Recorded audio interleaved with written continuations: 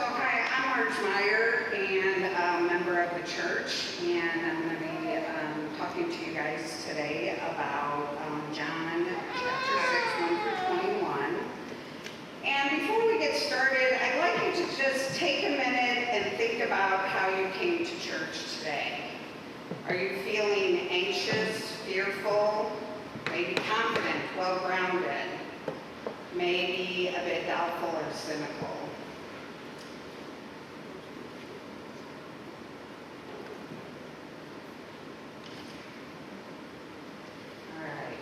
See what John's got for us. After this, Jesus came to the other side of the Sea of Galilee, also called the Sea of Tiberias. A large crowd kept following him because they saw the signs that he was doing for the sick. Jesus went up the mountain and sat down there with the disciples. Now, the Passover, the festival of the Jews, was near. When he looked up and saw a large crowd coming toward him, Jesus said to Philip, "Where are we to buy bread for these people to eat?" He said this to test him, for he himself knew what he was going to do. Philip answered, 200 denarii would not buy enough bread for each of them to get a little. One of his disciples, Andrew, Simon Peter's brother, said to him, "There's a boy here who has 5 barley loaves and 2 fish, but what are they among so many people?" Jesus said, "Make the people sit down." Now there was a great deal of grass in the place, so they sat down, about 5,000 in all. Then Jesus took the loaves, and when he had given thanks, he distributed them to those who were seated. So also the fish, as much as they wanted. When they were satisfied, he told his disciples, "Gather up the fragments left over so that nothing may be lost." So they gathered them up, and from the fragments of the 5 barley loaves left by those who had eaten, they filled 12 baskets. When the people saw the sign that he had done, they began to say, "This is indeed the prophet who has come into the world." When Jesus realized that they were about to come and take him by force to make him king, he withdrew again to the mountain by himself. When evening came, his disciples went down to the sea, got into a boat, and started across the sea to Capernaum. It was now dark, and Jesus had not yet come to them. The sea became rough because a strong wind was blowing. When they had rowed about 3 or 4 miles, they saw Jesus walking on the sea coming near the boat, and they were terrified.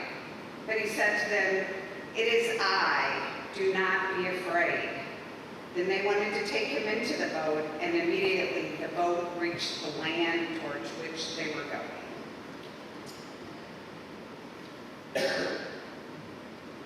So I asked you to think a little bit about how you came to church. And for me, well, I came feeling a little insecure, a lot of doubt and fear.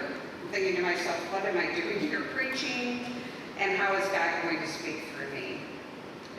I think the good news of today's readings is no matter where you are, no matter what you are feeling, God can use all things for good. I was so happy when I saw the lesson this week and the lectioner was on the loaves and fishes. It's one of my favorites.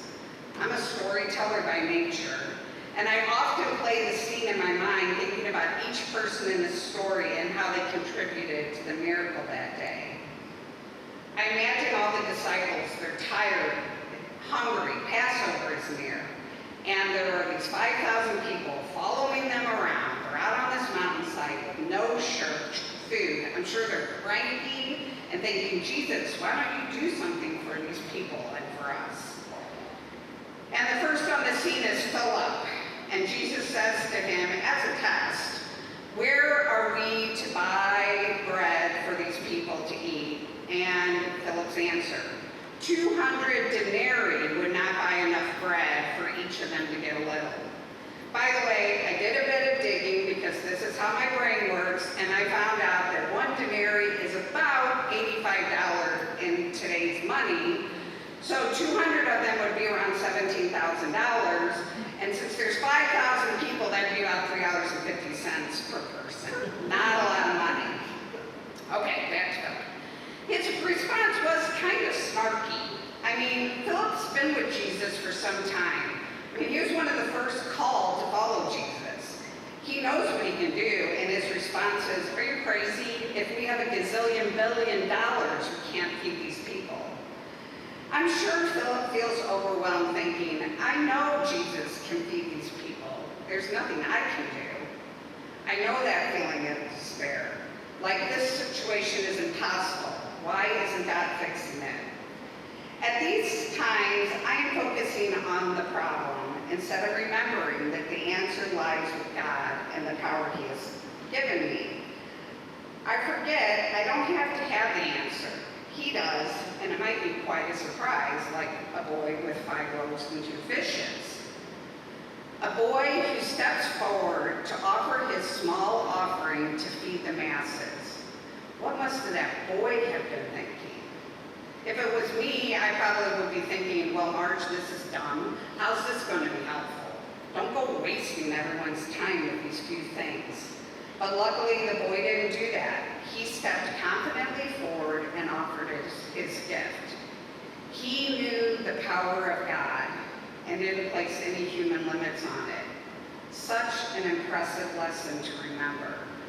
To move away from, I'm not good enough, toward the first lesson to the Ephesians, he who by the power at work within us can accomplish abundantly far more than all we can ask or imagine. The next person in the story is Andrew, who brings the boy and the 5 loaves and 2 fishes to Jesus. Kind of a bold move. Talk about stepping out in faith. I mean, his brother is Simon Peter, who's a known antagonist. I am sure Simon Peter rolled his eyes thinking, brother, how do you think this is helpful? Be practical. And so often, I let the naysayers decide what and when I will do God's work. I worry about the limits they are putting on me rather than God's divine power and grace. But Andrew didn't care. And Jesus was able to use his faith to feed all 5,000 and have enough left over to fill 12 baskets. Wow. Jesus turned his little step of faith into a miracle big enough to fill everyone. I also picture Jesus instructing the 12 disciples, go fill up the baskets with the leftovers. Remember, they've been with him all day, healing the sick, controlling the crowd, and Jesus commands them, go get the leftovers. I mean, I don't know about you, but I'd be mad. I would think, just let the people have them. Jesus, however, takes the opportunity to provide another lesson, that he can not only fill us, but provide extra. After the 12 baskets are filled, it says Jesus retreated to be by himself. Did the disciples stay with him? Nope. They decided they wanted to go home. So they got in a boat to sail across the Sea of Galilee as evening falls. It's like they've completely forgotten that they previously promised to leave their boats and follow him. I know for myself, my forgetter is much better than my rememberer. I often forget in moments of weakness that if I just continue to follow God's will rather than my own, all will be well. And it appears the disciples suffer from the same case of forgetting and self-will. They're tired. They want to get away from the crowd. They begin to focus on their own wants and climb in the boat to sail to Capernaum across the Sea of Galilee. This perplexes me. I mean, there's fishermen among them, so they know the size of the Sea of Galilee. For the rest of us, I looked it up, the sea is 13 miles long and 8 miles wide. They had to know that under the perfect conditions, they're going to be out there for 2 to 3 hours, which means they're going to be on the water in the dark. I'm also sure they could read the skies and could see the bad weather moving in. So why get in the boat? Why leave Jesus? I know for myself, when I'm in those kinds of selfishness, no amount of reason or forethought enters my mind. I want what I want. I don't stop and consider all the options. Just like the disciples, I'd have gotten in the boat. And then we all know what happens. It gets dark, the seas get rough, they become afraid, another problematic situation. And how does Jesus respond? Not with anger. He walks towards them on the sea. He meets them where they are. He shows the breadth, length, height, and depth of his love that is written in Ephesians. He comes across the water and meets them where they are at. Further, he doesn't condemn them. He continues to show his unconditional love to us and to his disciples by saying, "It is I, do not be afraid." So now, after hearing this, take another minute and think about how you're feeling. Maybe you feel cynical like Philip, tired and cranky, and that God's request of you right now is more than you can give. Remember what it says in the first lesson today. He will grant you strength in your inner being. Maybe you feel like the boy with the loaves and fishes with not much to offer. Or Andrew, willing to step out in faith. Or maybe you're sarcastically rolling your eyes like I imagine Simon Peter was. It's all okay, because Jesus can use all of it for his good. Maybe, like me, you're feeling a bit worried and afraid. Remember, he will meet you there and say to you, "It is I. Do not be afraid." No matter what you're going through, whether it's great joy or sorrow, bring it to God. It can be multiplied or divided, just like Jesus did with the loaves and fishes and turned it into nourishments for those around you. Thanks be to God.